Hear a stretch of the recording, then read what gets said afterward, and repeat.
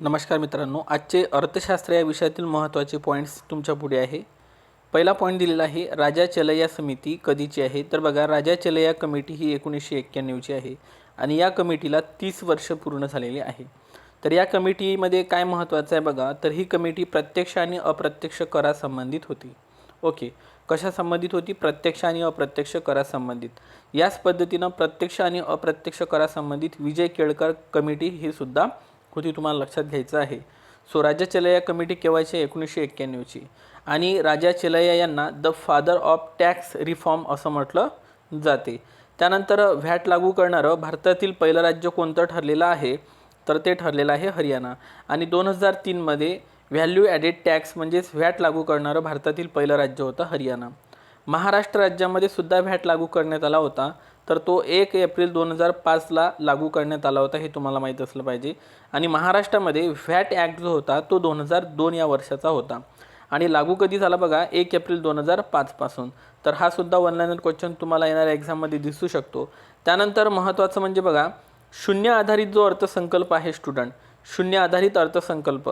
तर शून्य आधारित अर्थसंकल्प सुरू करणारे भारतातील पहिले राज्य कोणते ठरलेले होते? तर ते ठरलेले होते महाराष्ट्र.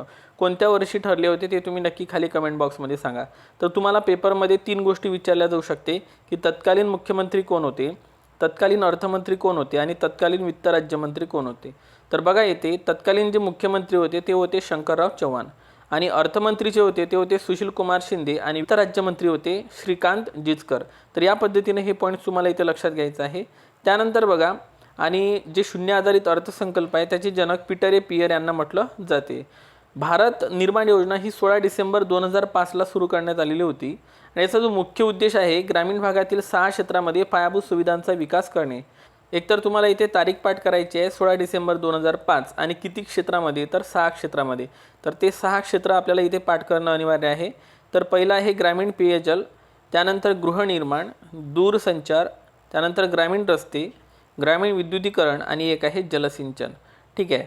तर बघा, पेयजल, गृहनिर्माण, दूरसंचार, रस्ते, विद्युतीकरण आणि जलसिंचन यामध्ये तुम्हाला विचारलं जाऊ शकते आरोग्य आहे का, शिक्षण आहे का? तर बघा, हे 2 पॉईंट इथे नाही आहे, त्यामुळे तुम्हाला हे इथं लक्षात ठेवायचं आहे.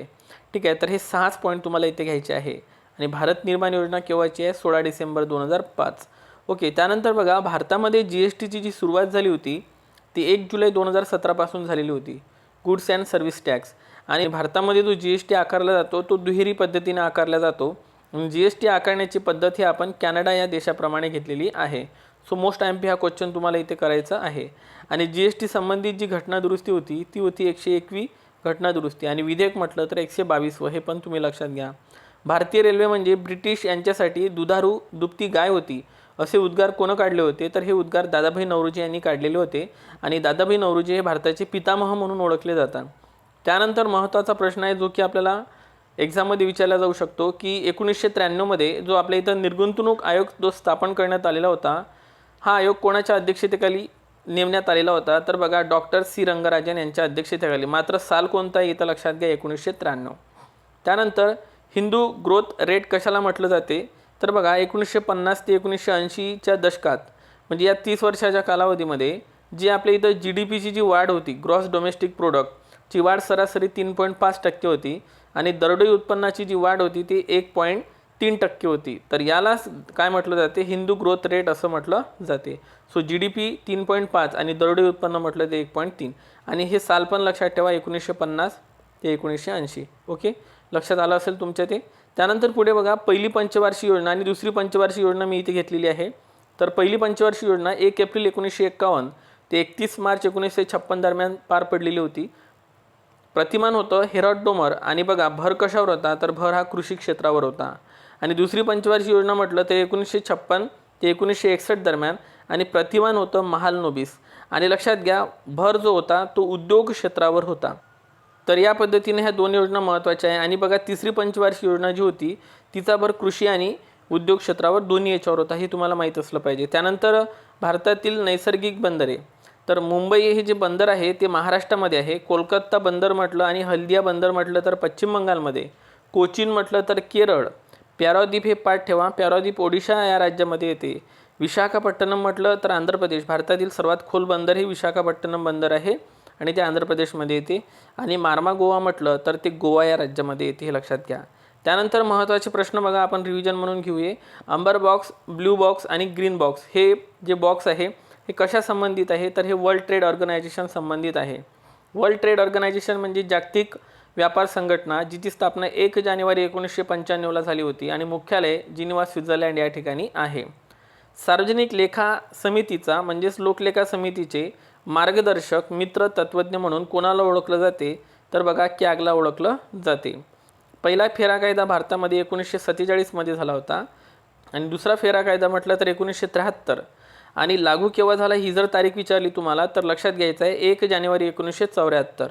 ओके. आणि फेमा कायदा जो होता, जे फेराचं रूपांतरण जे फेमा कायद्यामध्ये झालं होतं 1999मध्ये, तर हा कायदा 1 जून 2000मध्ये लागू झाला होता. म्हणजे इथं 1 जून आहे आणि इथे 1 जानेवारी आहे, हे पण तुम्ही इथे लक्षात घ्या.